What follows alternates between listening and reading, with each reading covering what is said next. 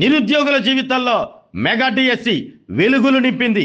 6 సంవత్సరాలుగా ఒక్క DSC notification లేక జీవితాలపై ఆశలు వదులుకుంటున్న వారికి కూటమి ప్రభుత్వం ఎన్నికల సమయంలో ఇచ్చిన మాట నిలబెట్టుకుంది. విద్యాశాఖ చరిత్రలో ఎన్నడూ లేని విధంగా 16,347 ఉపాధ్యాయ పోస్టులకు ప్రభుత్వం నోటిఫికేషన్ విడుదల చేయడంతో పాటు పరీక్షలు సజావుగా జరిగేలా చూసింది. మెగా డిఎస్సి ఫలితాలను ప్రకటించడంతో పాటు ఉపాధ్యాయ పోస్టులకు ఎంపికైన అభ్యర్థులకు త్వరితగతిన పోస్టులను ఇచ్చేలా చర్యలు చేపట్టింది. ఈ ప్రక్రియ ముగిసిన అనంతరం మండలాల వారీగా ఖాళీగా ఉన్న ఉపాధ్యాయ పోస్టులకు అభ్యర్థులను నియమించడం జరుగుతుంది. ఇప్పటి వరకు నిరుద్యోగిగా ఉన్నవారు మరికొన్ని రోజుల్లో ఉపాధ్యాయులుగా మారి పాఠాలు చెప్పేందుకు సిద్ధమవుతున్నారు. ఈ నేపథ్యంలో జీవితంపై ఆశ లేని తరుణంలో మెగా డిఎస్సి ప్రకటించి తమ బతుకుల్లో వెలుగులు ప్రసాదించిన ముఖ్యమంత్రి చంద్రబాబు నాయుడు, విద్యాశాఖ మంత్రి నారా లోకేష్ కు అభ్యర్థులు కృతజ్ఞతలు తెలిపారు. తాము జీవితాంతం వారికి రుణపడి ఉంటామంటూ అభ్యర్థులు ఆనంద బాష్పాలతో చెప్పటం గమనార్హం. నా పేరు సాయి విద్యాలత, ఒంగోలులో ఉంటాము. 2018లో ఫస్ట్ టైం నేను డిఎస్సి రాశాను. అప్పుడు డిఎడ్ సెకండ్ ఇయర్ చదువుతున్నాము, అప్పుడే రాశాను. సెకండ్ ఇయర్లో ఉన్నప్పుడే టెట్ పడింది, టెట్ రాశాను. దాని తర్వాత ఇంకా 6 ఇయర్స్ డిఎస్సి కోసం చాలా వెయిట్ చేశాము. ఎప్పుడు నోటిఫికేషన్ రాలేదు. లాస్ట్ టైం నోటిఫికేషన్ ఇచ్చినా అది క్యాన్సిల్ అయిపోయింది. అప్పుడు చాలా టెన్షన్ పడ్డాము.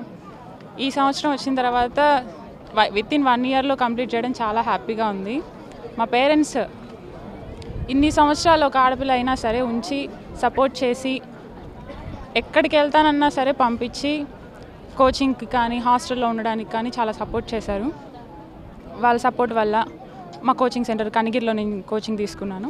దానివల్ల పోస్టులు కూడా తక్కువ ఉన్నా సరే, అంటే మా వరకు నేను ఎస్జిటికి తక్కువ ఉన్నా సరే కొంచెం ఫైట్ చేయడం వల్ల వచ్చింది అనుకుంటున్నాను. గవర్నమెంట్కి మాత్రం చాలా థ్యాంక్స్. మేము చెప్పే రుణం అంటారు చూసారా, చాలా రుణపడి ఉంటాను. వితిన్ 1 ఇయర్లో కంప్లీట్ చేయడం అనేది చాలా గొప్ప విషయము. అసలు వచ్చిన వెంటనే ముందుగా మా డిఎస్సి వాళ్ళే గెలిపించారు గవర్నమెంట్ అని నేను నమ్ముతున్నాను. ఆ నమ్మకాన్ని వాళ్ళు నిలబెట్టుకున్నారు అనిపిస్తుంది. నా పేరు ప్రభావతి అండి. నేను మెగా డిఎస్సిలో ఎస్ఏ బయాలజీలోను ఎస్జిటిలోను రెండింటిలోనూ మెరిట్లోనే ఉన్నాను. మన గవర్నమెంటు మెగా డిఎస్సి అని చెప్పారు కదా, వాళ్ళు అన్నట్లుగానే పోస్టులు త్వరగానే ఇస్తున్నారండి. ఇక్కడ వెరిఫికేషన్ కూడా మాకు మంచిగా అరేంజ్మెంట్స్ చేశారు. చాలా మంచిగా ఉంది. నేనైతే ఫస్ట్ అటెంప్ట్లోనే కొట్టేశానండి. 1.5 ఇయర్ 2 ఇయర్స్ కోచింగ్ తీసుకున్నాను. బాగుంది. మళ్ళీ నెక్స్ట్ డిఎస్సి ఇస్తామంటున్నారు. ఖచ్చితంగా ఇస్తారండి. ప్రిపేర్ అవ్వండి అందరూ. ఎక్స్పెక్ట్ చేశాను సార్. నేను ఎలాంటి కసరత్తు లేదు సార్. నేను ముందు నుంచే కొంచెం మెరిట్లోనే ఉండేదాన్ని. ఖచ్చితంగా కన్ఫామ్గా నేను చదవగలను అని కాన్ఫిడెంట్తోనే చదివాను. పైగా మెగా డిఎస్సి అన్నారు కదా, పోస్టులు మంచిగా ఇస్తారు కదా అనేసి కాన్ఫిడెంట్తోనే ప్రిపేర్ అయ్యాను. అన్నట్లుగానే పోస్టులు బాగా ఇచ్చారు. నాకైతే చాలా సాటిస్ఫాక్షన్ ఉంది సార్. చాలా హ్యాపీగా ఉన్నాను. మా నాన్న అయితే నేను టీచర్ అవ్వాలి అనుకునేవారు. ఇప్పుడు మా నాన్న కోరిక కూడా నెరవేర్చాను సార్.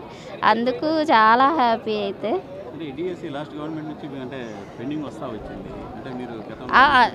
లేదు సార్, 2022 ఆగస్టులో టెట్ పడింది. అప్పుడు అనుకున్నాను డిఎస్సి రాయాలి అని చెప్పేసి. అప్పటి నుంచి కొంచెం కంటిన్యూగా ప్రిపేర్ అవుతూ ఉన్నాను. ఖచ్చితంగా ఇస్తారు నోటిఫికేషన్, రాద్దామనే కంటిన్యూగా ప్రిపరేషన్లోనే ఉన్నాను సార్. నేను ప్రిపరేషన్ అయితే ఎక్కడ ఆపలేదు. బాగా కాన్ఫిడెంట్గానే రాశాను సార్. మా నాన్నగారి కళ అయితే నెరవేరింది సార్. కానీ మా నాన్న లేరు ఇప్పుడు చూడడానికి కూడాను. మా నాన్న చనిపోయారు సార్. ఆయన ఉన్నప్పుడు కోరుకున్నారు ఫుల్గా నేను టీచర్ అవ్వాలి అని. ఇప్పుడైతే నాన్నగారు లేరు. అదైతే చాలా బాధగా ఉంది. ఒక హ్యాపీ ఫీల్ కూడా ఉంది. ఎక్కడున్నా మా నాన్న నన్ను చూస్తూ ఉంటారు. మా నాన్న బ్లెస్సింగ్స్ ఉంటాయి. మెగా డిఎస్సి అని చెప్పారు సార్ లోకేష్ గారు. పోస్టులు కూడా బాగా ఇస్తామన్నారు. ఫస్ట్ సంతకం మెగా డిఎస్సి అని అన్నారు. ఆ గవర్నమెంట్ అలా చెప్పిన తర్వాత మేము ఫుల్ హ్యాపీగా ఫీల్ అయ్యాము. ఖచ్చితంగా డిఎస్సి రాబోతుంది. ఫస్ట్ సంతకమే మెగా డిఎస్సితో స్టార్ట్ చేశారు. అలాగే అన్నట్లుగానే అన్నీ కంటిన్యూగా జరుగుతూ ఉన్నాయి. ఎప్పుడంటే అప్పుడు చెప్పిన విధంగానే చేసేసారు సార్, ఎక్కడా లేట్ చేయలేదు.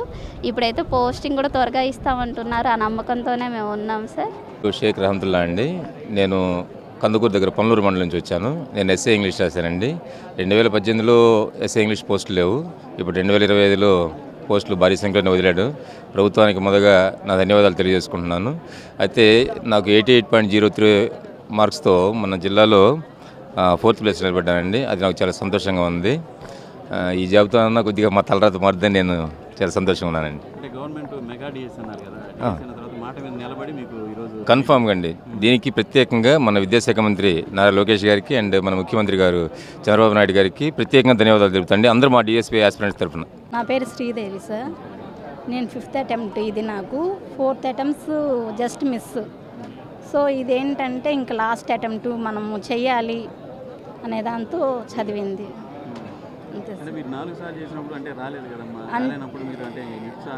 అంటే మనము లైఫ్లో ఎప్పుడు రిగ్రెట్ ఫీల్ అవ్వకూడదు.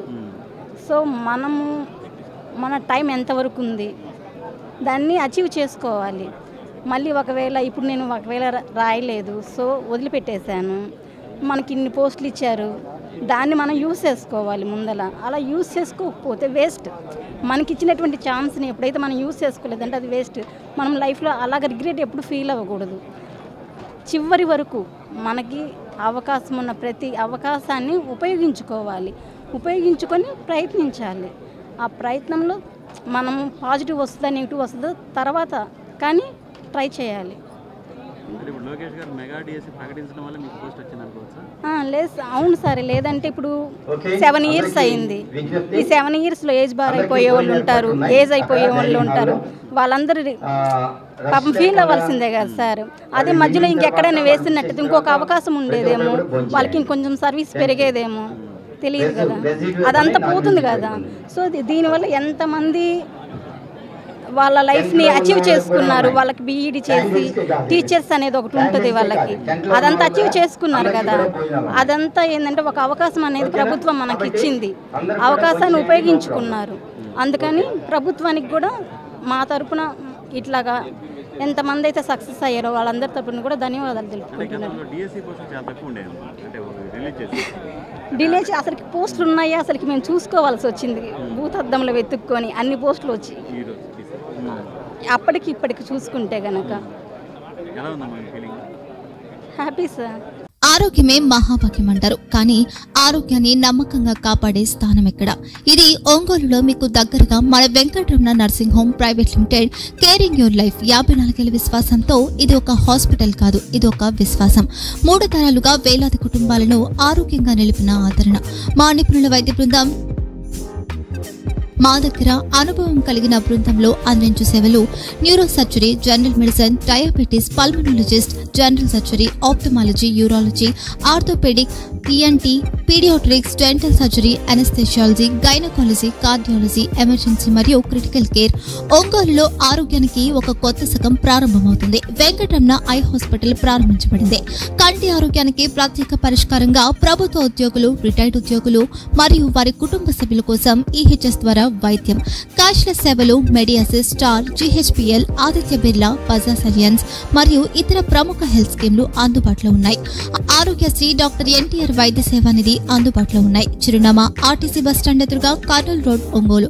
Phone number 08592282623, cell number 9100679099, eye hospital number 9866484770, website www.venkatramanarsinghome.com, Facebook www.facebook.com/pkrnh.